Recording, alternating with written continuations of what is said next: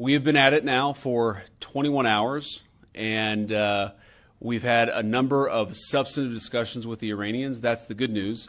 The bad news is that we have not reached an agreement, and I think that's bad news for Iran much more than it's bad news for the United States of America. So we go back to the United States having not come to an agreement.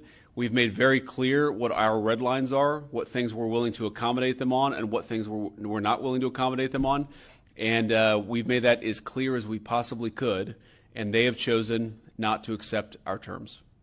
Mr. Vice President, how often did you communicate with President Trump throughout the negotiations? There were reports that there were multiple rounds where there were breaks in between negotiations. How often did you communicate with the president throughout those rounds, and what was he saying as you were going through these negotiations that you said fell short? Yeah, obviously we were talking to the president consistently. I don't know how many times we talked to him, a half dozen times, a dozen times over the past 21 hours.